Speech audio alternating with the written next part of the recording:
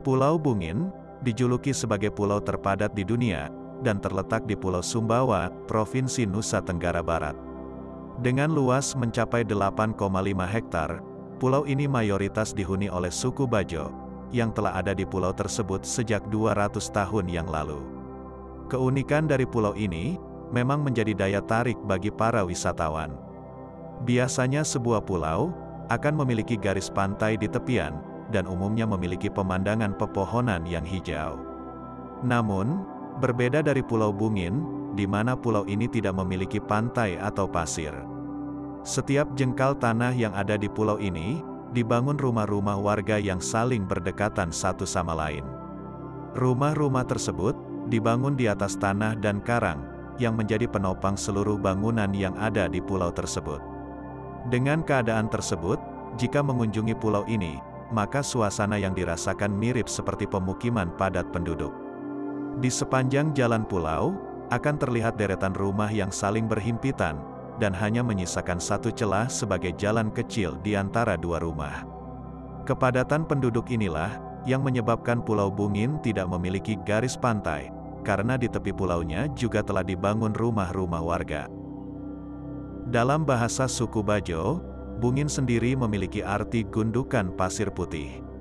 Namun, ketika terdapat keluarga baru yang akan tinggal di Pulau Bungin, mereka akan membangun rumah dengan batu karang. Karena itulah, banyak rumah-rumah di pulau ini dibangun di atas karang. Populasi Pulau Bungin saat ini mencapai lebih dari 3.000 orang. Hal tersebut mengakibatkan, satu rumah yang ada di pulau ini dapat dihuni lebih dari 3 kepala keluarga. Kekurangan lahan yang terjadi di pulau ini merupakan perkara yang tidak mudah untuk mencari solusinya. Sebab, pembangunan rumah dengan menggunakan karang yang dilakukan oleh masyarakat Bungin berdampak terhadap ekosistem di sekitarnya, meski masyarakat suku Bajo memiliki larangan untuk merusak terumbu karang.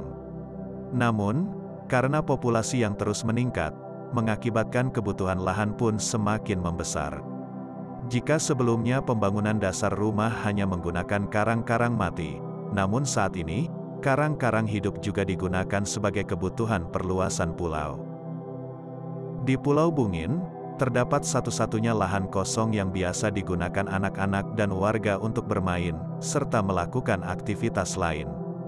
Ukuran lahan itu pun tidak begitu lebar. Terdapat sebuah pemandangan yang tidak biasa, yang bisa disaksikan di pulau ini. Dengan keadaan pulau yang tidak memiliki lahan terbuka, serta tidak adanya rumput di pulau yang dipenuhi karang ini, mengakibatkan hewan ternak di Pulau Bungin tidak mengkonsumsi rumput sebagai makanan, melainkan sampah yang berserakan. Sulitnya bahan makanan untuk hewan ternak, serta masalah sanitasi juga menjadi persoalan yang sangat serius jika tidak diselesaikan. Meski demikian, keunikan Pulau Bungin justru menjadi daya tarik bagi para wisatawan. Selain alam Pulau Sumbawa yang memang sudah terkenal akan pemandangannya yang menakjubkan, Pulau Bungin juga dapat menjadi salah satu destinasi wisata unik yang ada di Sumbawa. Ketika destinasi wisata biasanya terkenal dengan pasir pantainya, pemandangan yang hijau, serta karang-karang yang megah. Namun Pulau Bungin menyajikan sebuah pemandangan yang berbeda dari yang lainnya. Di pulau ini, terkenal dengan kuliner seafoodnya yang memiliki rasa yang gurih. Penduduk pulau ini, yaitu suku Bajo yang berasal dari Sulawesi Selatan, sudah sangat terkenal sebagai pelaut yang ulung. Sehingga, tidak heran jika anak-anak Pulau Bungin mahir dalam menjelajahi lautan sejak masih kecil. Dengan keterampilan yang mereka sudah pelajari sejak kecil, hal tersebut membuat anak-anak Pulau Bungin dapat membantu orang tua mereka untuk mencari ikan. Karena mayoritas pekerjaan masyarakat Pulau Bungin adalah nelayan, sehingga dapat dipastikan setiap rumah di Pulau Bungin memiliki perahu motor pribadi.